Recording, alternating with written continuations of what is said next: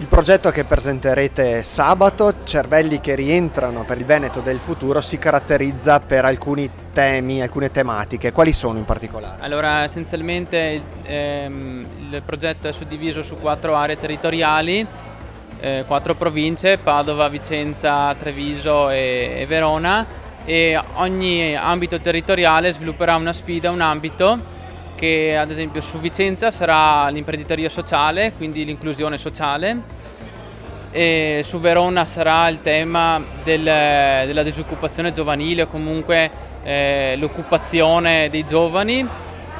Su Padova si concentrerà sull'open innovation e sulla rigenerazione urbana essenzialmente, mentre sul Treviso abbiamo il tema dell'invecchiamento attivo essenzialmente. Ecco, questi sono i temi. Mentre dal punto di vista della struttura, il progetto è pensato essenzialmente con una serie di interventi che vanno ad agire su ogni territorio.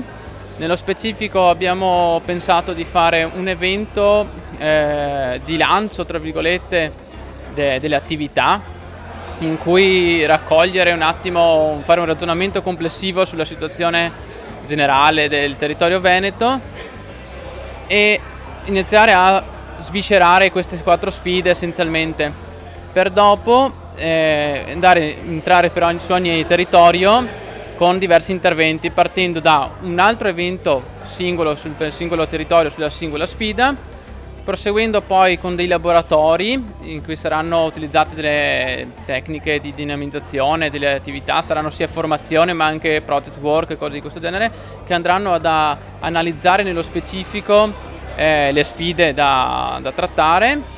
Successivamente si cercherà di trovare delle soluzioni durante l'hackathon, che sono degli eventi di cui c'è un lavoro intenso in 2 giorni, e successivamente ci sarà un laboratorio di follow up che andrà a sviscerare, a sviluppare nel concreto la soluzione che è emersa dall'hackathon.